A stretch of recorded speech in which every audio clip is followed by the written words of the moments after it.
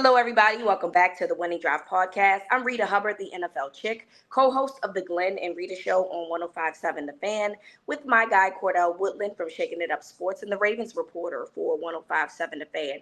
And Cordell, the Ravens finally finished with the rest of the NFL, of course, the 2024 NFL Draft. Ravens lead that draft with 9 players coming out. And you and I talked about Nate Wiggins on the last podcast episode. So we won't really go into detail about that. But the consensus is that we both like this pick, right? Yeah, I mean, I thought it was a fine pick, a good value pick. The run on tackles and wide receivers and quarterbacks had pretty much pushed the cornerback position down. So the Ravens had the opportunity to pretty much draft any corner that they wanted outside of like Kenyon Mitchell and maybe one other person that I think went before Nate Wiggins. But by all accounts, it seems like the Ravens were hoping Nate Wiggins fell to them at 30, and their plan was if he was there, they were going to take him, and that's what they did. Yeah, so they were very excited about that. Other guys on the board was DeJean as well as McKinstry. I think a lot of people thought that the Ravens would go there, but go Nate Wiggins instead. Second round, Ravens pick offensive tackle Roger Rosengarten from Washington. I love this pick, Cordell. I think that Washington's offensive line overall was a bunch of studs, and you could see the excitement of him saying like, "Oh, now I get the opportunity to block Lamar Jackson." So this to me was a really good pick. What's your thoughts? Yeah, I mean it addresses a need, so that's Absolutely. and it's another one of those value picks. I mean, depending on what mock draft you saw, Roger Rosengarten was going in the first round at times before pick 30. So this was a good pick for them to be able to get him on the back end of the second round. And he'll have the opportunity to come in and compete, if not start day one at right tackle for them. So we'll see what happens. But yeah, I would imagine that this is another one of those good value picks for them. Absolutely. Third round, outside linebacker Adisa Isaac from Penn State is taken. Chop Robinson's, teammate, and had a lot of sacks at Penn State. Their knock on him has been potentially he's a one-trick pony, but to me, Cordell, the one-trick pony works. I mean, yes, could you afford to learn a couple more moves to kind of get yourself open because it's the NFL? Sure. And maybe that's something that can be taught. But for me, if your one-trick pony is phenomenal, I have no problem with the consensus around that. So a lot of people seem to be excited about this pick. And look, Chuck Smith is there. If he says that he's the guy that he really wants, I think you need to listen to Mr. Sack in terms of bringing a guy like Isaac in. Your thoughts? Yeah, I mean, this draft wasn't a strong position in this draft in Correct. terms of the defense in general wasn't big in this draft, but edge rusher in itself just wasn't a major position. You were going to have to take developmental guys, and Isaac is a developmental player. So we'll see what happens with him. You mentioned Chuck Smith. He's one of the better pass rushing coaches in the league. So that's a benefit for the Ravens. We'll have to see what happens right now. I'm kind of reserving judgment on this one because I feel like the Ravens have other guys that are still in the developmental process that we thought would be out of the developmental process by Very now. true. You kind of got to see how it unfolds. And I think pass rusher is a dire need for them right now, even after the draft. I wouldn't be shocked to see them go and sign one of these veteran guys because I just don't know how much faith you can put. And I get they signed Van Noy. That's cool. But after that, I mean, I don't know how much you can trust the Oways, how much you can trust the Ajabos. Isaac just got there. Tavius Robinson was decent as a rookie last year, but more will be put on his plate. So we'll see what happens, how they decide to bring that pressure from the outside. But if nothing else, Isaac will have the opportunity to kind of at least assert himself into the rotation of guys that are rushing the passer. So I'm kind of holding back judgment on this one because I understand it's going to take some time. Okay. Fourth round, wide receiver, Tez Walker out of North Carolina. Tez Walker is a story that I followed essentially through COVID. This kid had been transferred. The NCAA tried to make him ineligible for 2023 because of the 1 year situation at North Carolina State in which COVID happened. And as we know, that division that team did not have football in 2020 due to COVID, never played it down, and transferred to Kent State. All his teammates left, then came to North Carolina, and the NCAA tried to say that the NCCU time there was time served, even though he never played for them because they had taken time off due to COVID for funding reasons. Finally, after 4 games, they reversed that suspension or ineligibility for lack. I'm sorry, I apologize. It's ineligibility, and then he becomes the wide receiver and essentially one of their best players, even though he missed 4 games, and that was his first year at North Carolina. So he was one of a big weapon for Drake May. So, what are your thoughts on Mr. Walker? Yeah, I mean, he gives them a guy that's got some speed, Yes. can stretch defenses. That helps. I mean, he runs a 4.3. You'd imagine that's going to play on the field. It does. He's got good. He's a good yak receiver, so you like that. That was one of the things that the Ravens were able to get from their receivers a little bit last year with Zay Flowers joining the group. So yeah, I mean, I think the more he can get on the field and get that rapport with these guys, the better he'll be. I'm curious to see how much we see of him in the first year and how they go about utilizing him, because the Ravens do need a deep threat right now. They need a guy that can win on schedule on some of these deep routes. So I'm curious to see if he can make that immediate impact that we see rookie receivers making nowadays. I agree. Does have a little bit of a drop problem, but Mhm. I think that that's something that could be worked out. I do. I love all of the intangibles that comes with Tez Walker, so I'm excited. Cornerback TJ Tampa from Iowa State. A lot of people was high on this kid.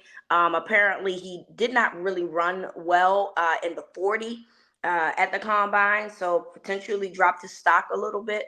But ultimately, that's the conversation for another day, because maybe some of y'all don't need to do some of these 40 times. The good thing about that is that he dropped to the Ravens as a result. Looks like a very physical type of kid. Good in man coverage, playmaker it seems. And so this feels like a very good pick, and we know that the Ravens value cornerback a lot. So this seems like a very Ravens pick. Yeah, another value pick, another guy that's an all conference type of player, has a nose for the football. You like that? Yeah, his speed is a little questionable. That's the thing, but he's a guy that likes to do a lot of his work early in the play. So if he wins at the line of scrimmage, that speed isn't necessary. That recovery speed isn't necessarily the biggest factor, but that's kind of the huge adjustment from going from the collegiate level to the NFL level. It's tougher to win at the line of scrimmage as an NFL DB. You can't touch these guys anymore, and most of these dudes are so good. I mean, if you're going to press them, you're really playing with fire a little bit. So you better know what you're doing when you get up there. But another value pick, and that's what the Ravens kind of live off of these days, is getting guys that were projected to go higher and ends up falling to them. And I'm not surprised to see them go corner again later in the draft. I mean, I knew even after they drafted Nate Wiggins in the first round, they were going to probably dip their toe in the corner waters again, because you don't know what's up with Marlon after this year. Brandon Stevens could be a free agent after this year. Pepe and Jalen Armour-Davis are probably not going to make this team. Yeah. So it's going to be a lot of moving pieces, I think, in that cornerback room. I completely agree with you there. So, now there's a real cornerback competition here with two new added DBs. Well, corners, because there's more DBs that was added later. Mhm. And real quick, I'll go through the final four. Rasheen Ali, running back from Marshall. Obviously, the Ravens only have two healthy running backs right now with Derrick Henry and with Justice Hill. So this feels like some depth there. Quarterback Devin Leary from Kentucky was a compensatory pick from the Jets, goes in round six. Center Nick Samak from Michigan State is pick seven from the Jets, another compensatory pick, as well as safety Sanusi Kane from Purdue as the final pick in the NFL draft. Let's talk about some hits, some misses that the Ravens had here on Winning Drive.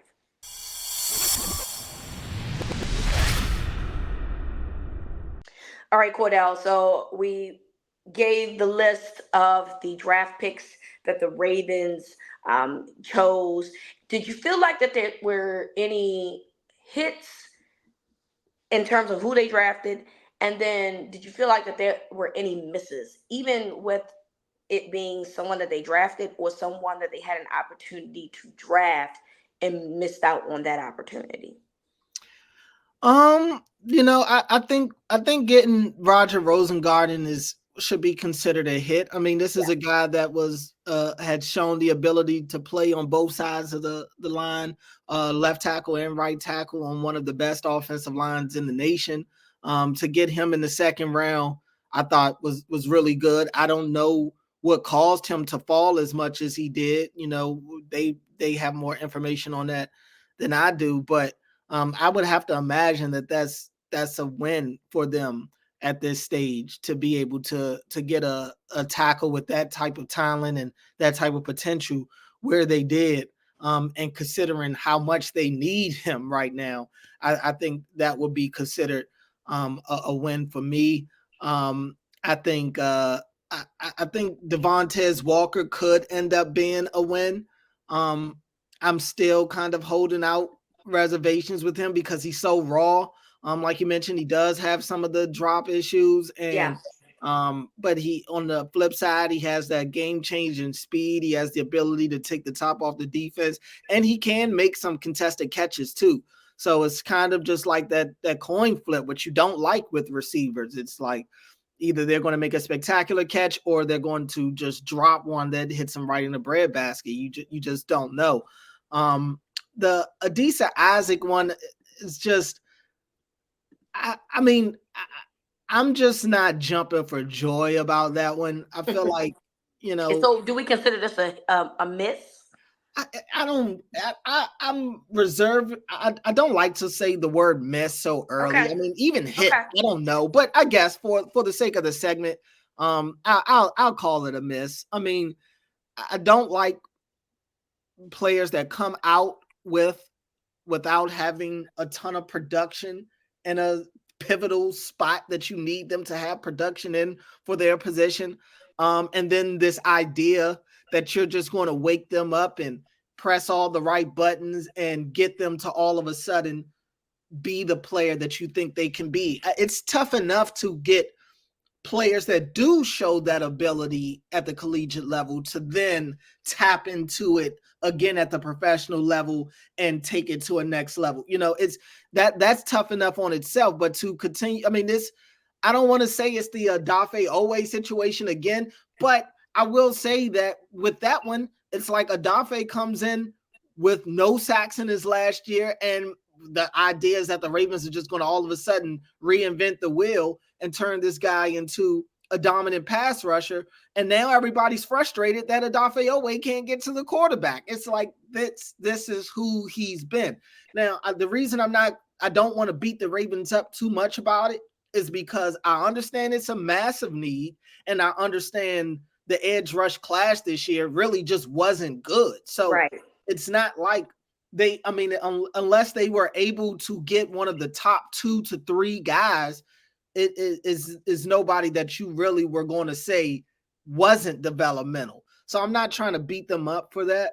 I'm just kind of limiting my expectations when it comes to Adisa Isaac. We'll see what happens, but I think it's tougher nowadays to get a developmental pass rusher to be what you want him to be, because the quarterbacks are so good and they're so mobile and they just do things that quarterbacks maybe 10, 15 years ago weren't doing, at least not at the rate that we're seeing quarterbacks do it nowadays. I mean, back then, maybe 2 or 3 mobile quarterbacks in the league, whereas now, I mean, almost even the non-mobile quarterbacks can move. Even the non-mobile quarterbacks are tough to bring down. So, and with the rules now of when you can hit a quarterback and how you can hit a quarterback and stuff, I don't know. I would just be more hesitant now to draft some of these developmental guys, just because I think it's tougher to be able to get them to live up to their potential.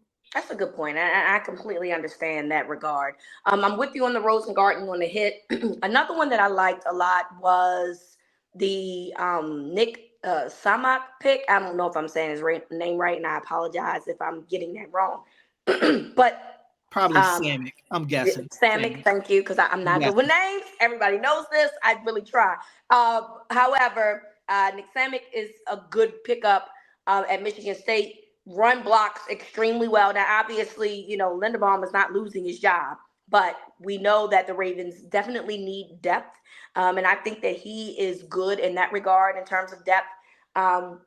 And he's just, again, one of the better run blockers in college football. And I really like that pick. Those are hits. Now, misses.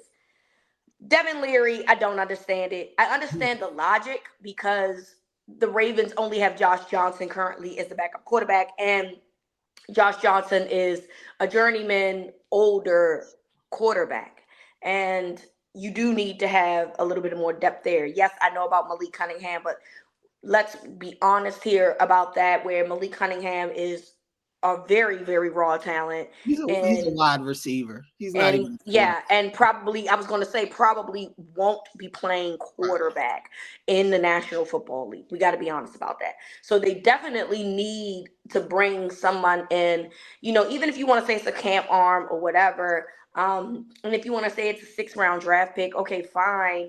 But I just don't think that this pick makes sense. I don't like Devin Leary. I've had opportunities to watch him play at Kentucky. Kentucky was good because of everybody else but Devin Leary. Is this the SEC bias coming out? Is this what this is? It's not biased, though, because... Well, bias in the sense of you're trained to hate Kentucky. No, absolutely not, because I love Brock Bowers. There's so many guys in the SEC that I really do like, even though I hate the fact that they play for so-and-so, team. Leggett is another one, play for South Carolina. Big on him. I'm actually surprised that Spencer Rattler went in I think the 5th round. Mm-hmm. I thought that he'd probably be a 2nd-day guy. I think he's better than 5th round. He got talent. So no, it's not. I'm just being honest here when I say that Devin Leary is literally the last person you think of when you think about how good Kentucky was this year. And so I just don't get it. I would have preferred, now this is how you know it's not SEC bias. I would have preferred that if we were going to do this, right? We, meaning the Ravens, if they're going to do this, I would have preferred them to go after Joe Milton, quarterback out of Tennessee. Mm-hmm. Feels like it's more of some similarities there between he and Lamar. I think he's a better athlete. Yes, he was a transfer. I understand. But I like Milton. But I think we talked about this in the past too, just about how do they want to continue having 2 similar style quarterbacks? Because and that's fair. Larry isn't Lamar-esque, he's not that. He's more of the typical pocket guy. Mm-hmm. And I agree. I don't think he's very good either, but his style of play doesn't necessarily mirror what Lamar or Josh Johnson can do. So it does kind of give the vibe that maybe and I wondered if they would try to go a different route with the backup quarterback. I mean, of course, I would agree Joe Milton is better than Larry. Now, you'll say, well, they brought in Emory Jones. Emory Jones actually played at Florida. Not interested. Mm-hmm. I'm just telling. Look, I don't know how that's going to work. Listen, I'm sure he's a mini camp guy, maybe a training camp guy at best. I don't know, but it is what it is. I just would have preferred if we were looking at the situation that the Ravens were in, which is, yes, we would like to solidify our quarterback room. I think Leary is, while I agree with you that yes, he does have a different skill set, and maybe that's kind of why they went and did that.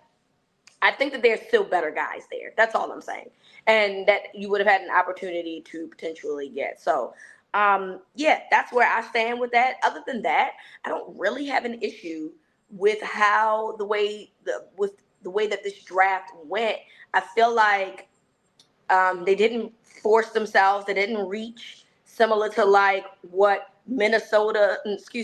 Atlanta did for Michael Penix, or what San Francisco did for Ricky Pearsall. I don't think that they reached for anybody. But I definitely think, again, there's a question mark there. Some people might say Ali has a fumbling problem, and also Ali is a little slower than essentially everybody else that's currently on the Ravens roster. But he's also a change of pace guy, very good with, allowing his offensive linemen to set up the blocks for him. So, it's the vision that he has that the Ravens really like. And so I'm willing to give that one a chance. The Devin Leary one, I don't get it at all. Just doesn't make sense.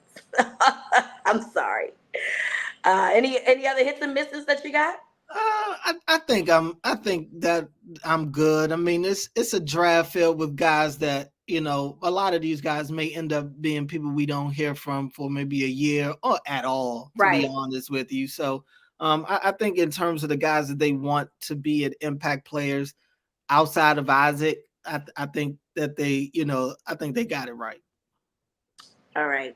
So there you have it. Those are our hits and misses.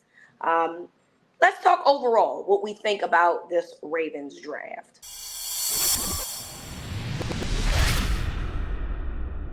All right, Cordell. So real quick, I know that we don't really know how these drafts will go for 3 years. It is crazy to me that people want to grade drafts, but I've been seeing a lot of good grades for the Ravens. I think is it PFF gave them the A-. There's some other people that are draft experts that were very high on the Ravens draft. I'm giving them a solid B. I'm sorry, Devin Leary knocks that down for me. I just don't. I don't see the point of having him there. But overall, I do think that these were really good picks that they made in terms of addressing need, in terms of value, and in terms of the player. I do think that just overall is a solid B for the Ravens. What about you? Yeah, I mean, I feel like everybody always gives the Ravens an A for their Very draft. true. It feels like every year. I think I'm gonna go B-.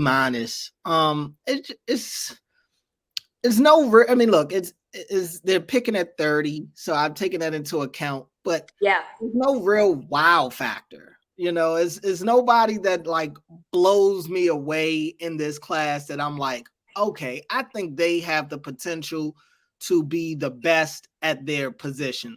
Like, sure, maybe you could say Nate Wiggins, but I don't know. I just feel like they're made. While he may still end up being good, I think that there are going to be corners better than him in that class. I don't think Tez Walker will end up being the best receiver in the class. Like, I don't know. I think they got some solid guys that for their system and what they'll be able to get out of them, that it'll be good for them.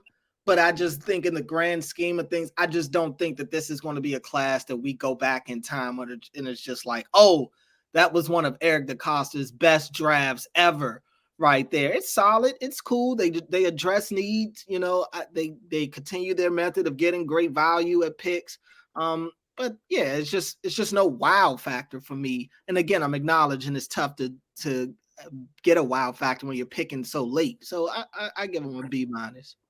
When you look at the other teams across the league, was there anyone that stood out to you? I know for me, the Pittsburgh Steelers, I thought did very well. They solidified a big problem that they had, which was the offensive line in their draft. I thought that they have done a phenomenal job in their draft. I thought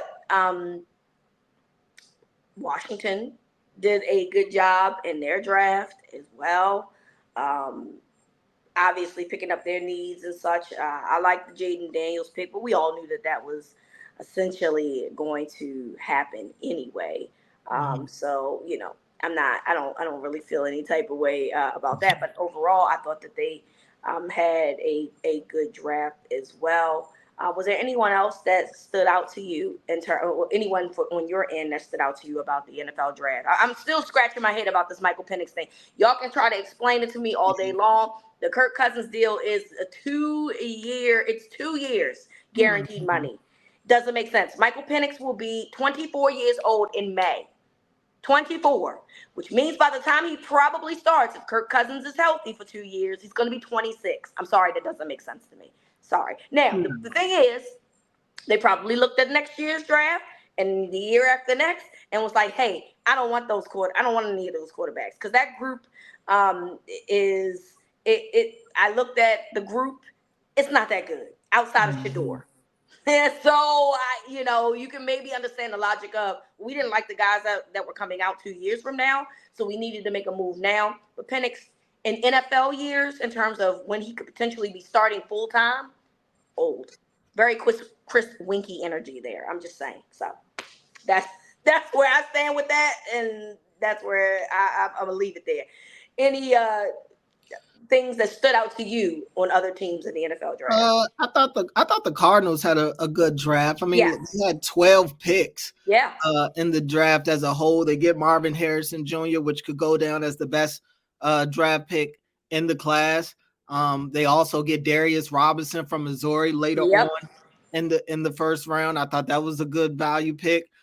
They get Max Melton from Rutgers. I like him. Trey Benson from Florida State. I like Trey Benson a lot as well. So I thought the Cardinals did some good things.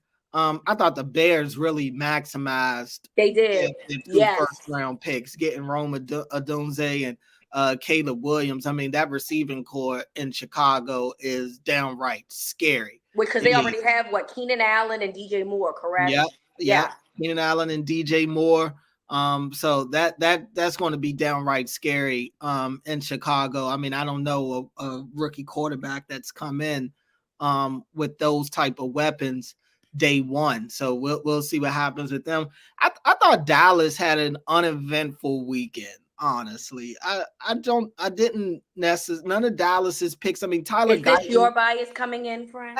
Maybe a little, maybe a little. I can acknowledge it, and I don't see it as bias, but I can acknowledge that there's so much built up biasness with me towards them that it may come out and I don't know it. So Okay. I can acknowledge that. But I like the Tyler Guyton pick, and look, he very well may have been a Raven if he's there at Yep. 30. But Absolutely.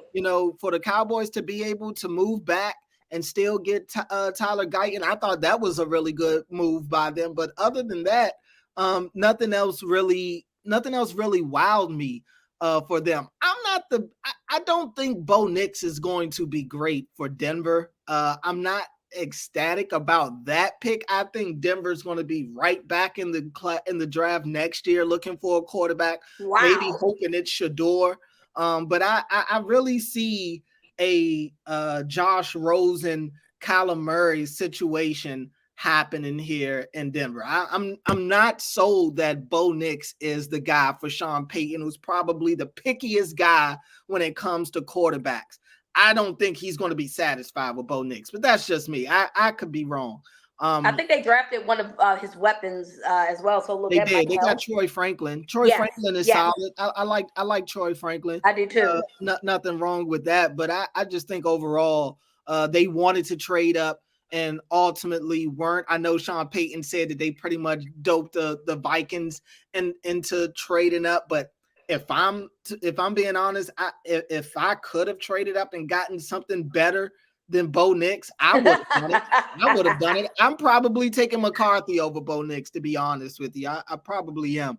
I thought the Rams had a good draft. I like Jared Verse from Florida State. I like Cameron Kitchens from Miami. I Yes. love Blake Corum from Michigan. Blake Michigan. Corum is Yep. probably my favorite back, and I'm Yep. not saying he's the best back in the class, but No, he's but probably my he favorite back. the only thing he doesn't have is speed. He has Right, everything else, right. and so No, he's not running a 4-2-3 or whatever, but dude can. It ain't that he can't burn either. I'm just Yeah. saying that his game film is great. He has vision. He has feet. He has all those things. So I am a fan of that as well.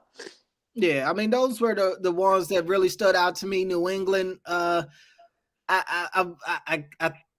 kind of They went and got surprised two they went. quarterbacks. They said, forget that. We ain't making the same Yeah, mistake I twice. mean, and I saw some of the deals got leaked out of what some of the offers were, assuming that these offers were actually what was offered to New England at the time. But I saw some stuff saying that the Giants had offered the number 6 overall. This is from U Stadium. Giants offered the 6 overall and their 2025 first to get to that third pick. And the Vikings offered the 11th and the 23rd pick and their 2025 first rounder in exchange for the number 3 overall and 2 mid-round picks. So the Patriots essentially turned both of those down to go get Drake May. They then draft Jalen Polk in the second round, wide receiver from Washington. They also got Javon Baker from UCF later on. They got Joe Milton in the 6th I round know. as The well. same. So not a lot. They got some offensive line help too. Got the tackle from Penn State. So I just think New England is just starting from ground zero. I And it just is think what it is. But that's I the think that place to be. I think that they did all right. I do think that Drake May was the right pick at that point. So I can understand, um, them just look. They got to rebuild. They have spent the last 3 years have not been good for them. So they've had to rebuild, and hopefully those, well, not hopefully for the Ravens or anybody else in the AFC, but hopefully for Mhm. that franchise, they're able to start fresh, and hopefully for them, Drake May is their future. So, yeah, those were absolutely some good observations there as well, Cordell, and thank you for bringing that to the table to tell everybody else about the other draft picks. We want to thank you all for listening. Mini camps is coming up soon. Is that correct? Yeah, we got stuff starting up pretty soon here. I think in the next couple of weeks. Yeah. I know rookie mini camp is right around the corner. Rookie mini camp is actually going on Saturday. Yeah. We'll Yep. be out there on Saturday, so we'll be able to talk to John Harbaugh and a couple of the other rookies as well. So football season's all but back. Sounds good. And schedule release will also be coming out soon. So we'll talk obviously about the rookie mini camps, but we'll also try to break down the Ravens schedule when that comes out in a few weeks. They'll be playing the likes of Houston, Dallas, Tampa, LA away, in addition to their own AFC North guys. So should be fun or not. I don't know how we feel Yeah. about this yet because it feels like a gauntlet of a schedule. Mhm. But we'll be talking about that in the coming weeks. So thank you again for everyone for listening. From Cordell to me, this is Winning Drive.